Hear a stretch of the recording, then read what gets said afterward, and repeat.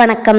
ஜெயகுண்டத்தில் முகவரி கேட்பது போல் நடித்து மூதாட்டியிடம் 8 சவரன் தாலி செயினை பறிக்க முயன்றவரை பொதுமக்கள் பிடித்து போலீசிடம் ஒப்படைத்தனர். இனி விரிவான செய்திகள். அரியலூர் மாவட்டம் ஜெயகுண்டம் மேல வெள்ளாளர் தெருவைச் சேர்ந்தவர் சீதாலட்சுமி. இவர் நேற்று முன்தினம் இரவு 10:30 மணி அளவில் வீட்டின் வெளியே உட்கார்ந்திருந்தார். அப்போது அவ்வழியாக வந்த அடையாளம் தெரியாத ஒருவர் மூதாட்டியிடம் முகவரி கேட்பது போல் பேச்சு கொடுத்து எதிர்பாராத விதமாக மூதாட்டியின் கழுத்தில் அணிந்திருந்த 8 பவுன் தங்கத்தாலி செயினை பறித்தபோது சுதாரித்து கொண்ட மூதாட்டி செயினை கையால் இறுக்கி பிடித்து கொண்டு மூதாட்டி கத்தியுள்ளார். மூதாட்டியின் சத்தம் கேட்டு அக்கம் பக்கத்தில் இருந்தவர்கள் ஓடி வந்து அந்த மர்ம நபரை பிடித்து சரமாரியாக தாக்கியுள்ளனர். பின்னர் போலீசுக்கு தகவல் கொடுத்துள்ளார்.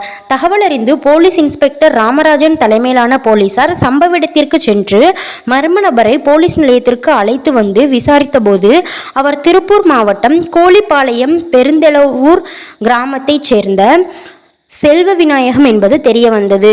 இது குறித்து மூதாட்டியின் மகன் சுப்பிரமணியன் கொடுத்த புகாரின் பேரில் செல்வ விநாயகத்தை கைது செய்து விசாரித்து வருகின்றனர்.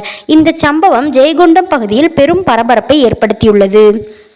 டிஎன் செய்திகளுக்காக அரியலூர் மாவட்ட செய்தியாளர் SP ரவிச்சந்திரன்.